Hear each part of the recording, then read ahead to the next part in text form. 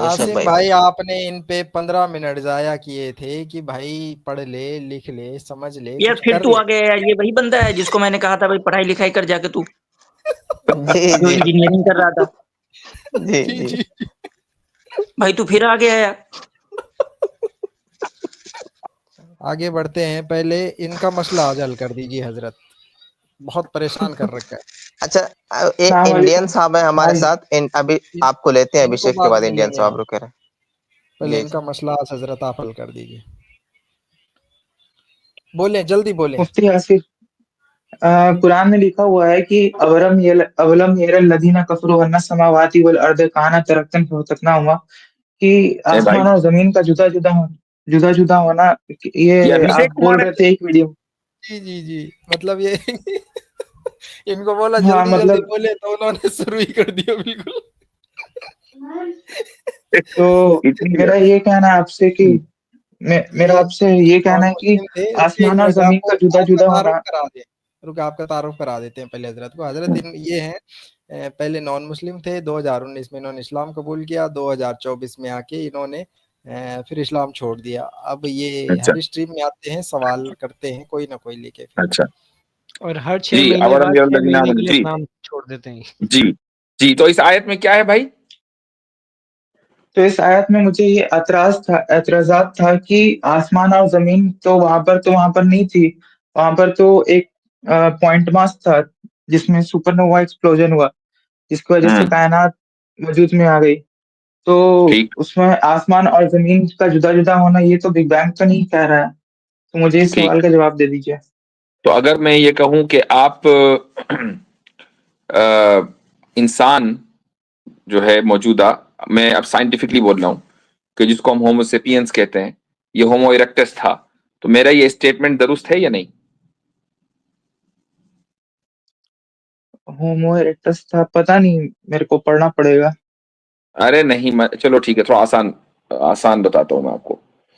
मैं आपसे ये कहूं कि ये जो मेरे हाथ में किताब है, ठीक है, ये किताब, ये कागज के टुकड़े थे। अब क्या मैं इस स्टेटमेंट में सही हूं या नहीं?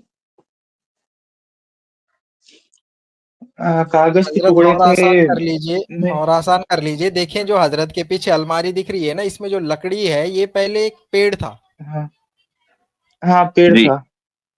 तो अब आप ये कहेंगे नहीं, जिस वक्त ये पेड़ था अलमारी तो थी नहीं। नहीं, वैसा बात तो वैसी ही बात है। तो मतलब आप ये हर कहना चाह पेड़ रहे में हैं कि जिस अलमारी छुपी है भाई। जब आसमान और जमीन को ये कहा जा रहा है कि कानता रतकन, कानता के माने क्या है?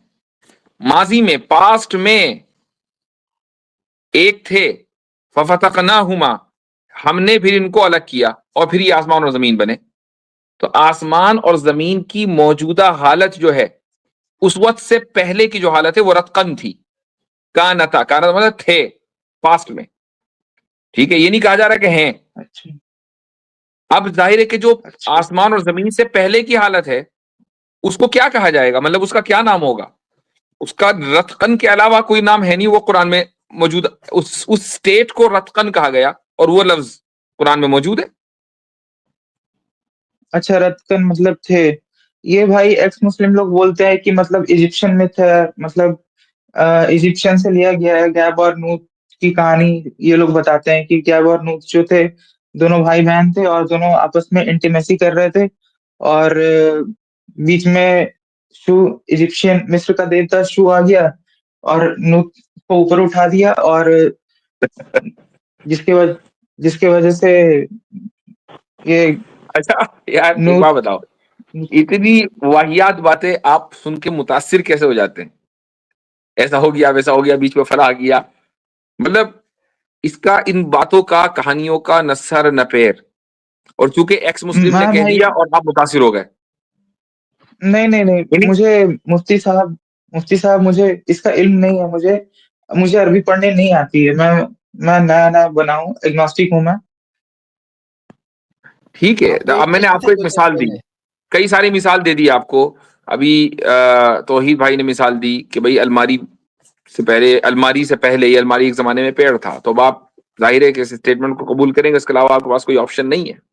ऐसे ही कुरान ने हाँ मौजूदा आसमान और जमीन बनने से पहले के स्टेट को बयान किया। सिंपल।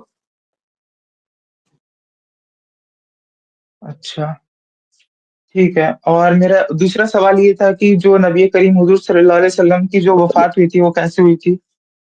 मतलब नेचुरल डेथ था या फिर ये ज़ैनब बिनते जो यहूदी थी उन्होंने उनके जहर की वजह से, स्लो पॉइजनिंग की वजह से उनकी आतिफ वफात भाई, हुई थी? इनसे मेरी बात हुई थी क्या कभी एक दफा? जी एक बंदा था जिसने जी इनसे बात हुई थी, इससे पहले भी इसी टॉपिक पर इससे बात हो चुकी है अशरफ आसिम भाई भाई, से। आपने इन पे 15 मिनट जाया किए थे कि भाई पढ़ ले, लिख ले, समझ ले, यार कुछ फिर कर तू ले। आ गया यार, ये वही बंदा है जिसको मैंने कहा था भाई पढ़ाई लिखाई कर जाके तू, जी जो जी इंजीनियरिंग कर रहा था। जी जी जी जी।